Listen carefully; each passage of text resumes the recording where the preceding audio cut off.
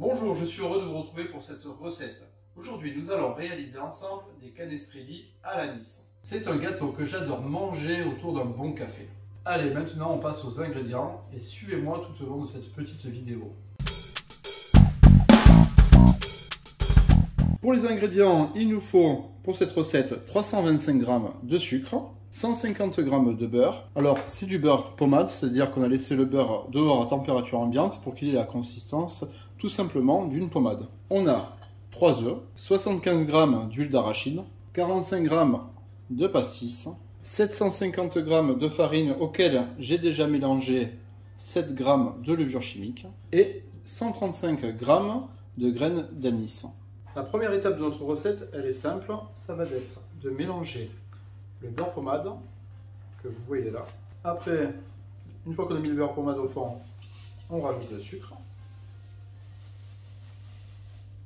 Là, à l'aide d'un fouet, on va mélanger tout ça.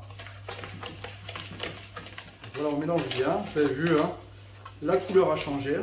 On a un appareil qui est devenu blanc. Et maintenant, on va pouvoir rajouter les œufs. Et on mélange doucement, gentiment.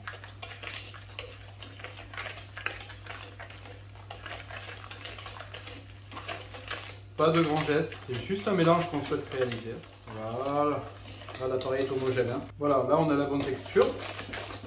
On va pouvoir rajouter l'huile et le pastis. Et on remélange. Et attention surtout de ne pas fouetter. Il ne faut pas trop d'air qui rentre dedans parce qu'autrement la texture de la pâte à biscuit, elle ne sera pas bonne, elle sera trop liquide. Vous voyez, je ne bats pas. Hein. Je mélange tout simplement. Allez, on passe à l'étape suivante. Donc l'étape suivante, c'est qu'on va mélanger la farine et notre appareil de base. Alors attention, regardez bien, c'est le liquide qui vient dans le solide. C'est-à-dire que notre appareil de base, on va le verser sur notre farine et pas le contraire. Cette fois, on ne va pas mélanger avec un fouet notre appareil de base et la farine, on va le faire avec l'aide d'une spatule. Délicatement. Hein. J'ai presque envie de dire, comme on dit souvent en cuisine, avec amour. Voilà, délicatement, doucement. Vous voyez, la pâte elle commence à prendre un peu forme. Hein. Alors, tant qu'on n'a pas une pâte, on n'obtient pas une pâte, on mélange. On peut bien sûr faire la même chose au batteur.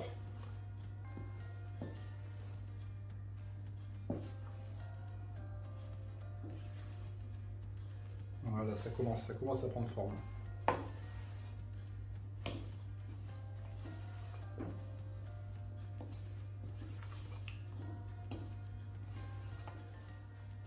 Alors, comment on sait si la pâte elle est prête?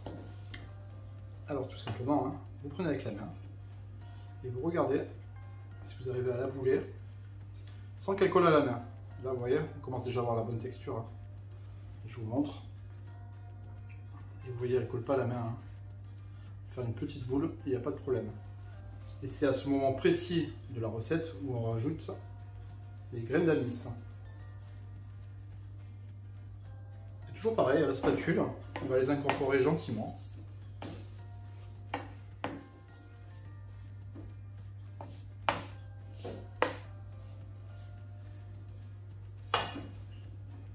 Alors une fois que notre appareil prend corps, écoutez, on n'hésite pas, hein, on peut aller finir le travailler avec les mains, il n'y a pas de problème. Hein. Vous voyez, ça y est, hein, quelque chose de bien là. On va pouvoir faire des petits boudins. Je vais vous montrer ça de suite. Alors, pour réaliser nos petits boudins, on prend de la pâte. Sur le plan de travail, on la forme directement. Et on y va doucement, pour pas qu'elle se déchire. Et on va la tirer dans le sens de la longueur. On va essayer d'avoir à peu près 1,5 cm, 2 cm de diamètre pour avoir des gâteaux réguliers.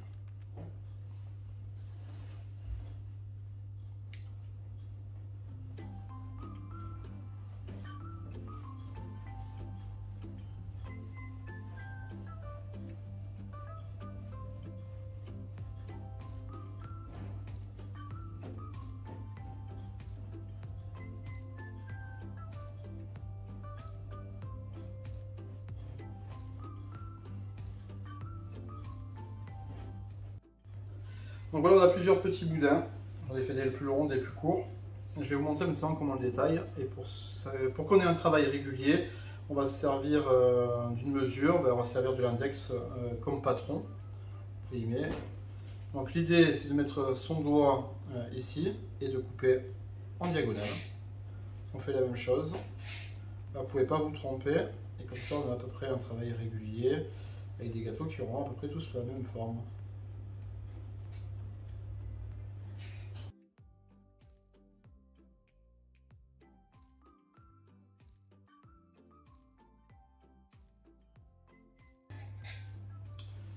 Voilà. Et pour faire joli, pour les petits gâteaux, pour faire joli quand ça va sortir du four, on prend son couteau et on fait un petit trait au milieu. Ça va aussi permettre à la chaleur de pénétrer plus rapidement dans notre gâteau sec.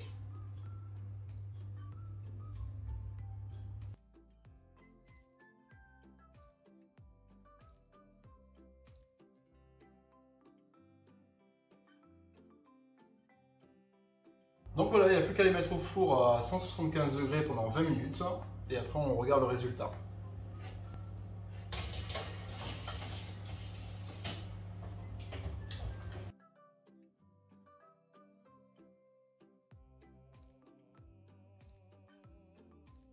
Donc là, ça fait 20 minutes qu'ils sont en cuisson. On va pouvoir les sortir. Je vais vous montrer exactement la couleur qu'il faut. Voilà, là ils sont dorés. Alors vous n'avez pas la chance d'avoir l'odeur, mais moi j'ai une odeur exceptionnelle. Donc il ne reste plus qu'à aller les déguster. J'espère que cette recette des canestrelli vous a plu. N'hésitez pas à vous abonner, à liker, à partager. Un petit commentaire, ça fait toujours plaisir. En attendant, moi j'attaque la dégustation et je vous dis à bientôt pour de nouvelles recettes.